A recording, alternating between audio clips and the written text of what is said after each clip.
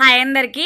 Summer వస్తే చాలు అస్సలకే అన్నం తినబుద్ధి కాదు. వాటర్ జ్యూస్ ఎక్కువ తాగాలనిపిస్తుంది. మళ్ళీ తినాలనిపించినా కొంచెం పుల్ల పుల్లగా చారులు అయితేనే ఎక్కువ తింటాం కదా.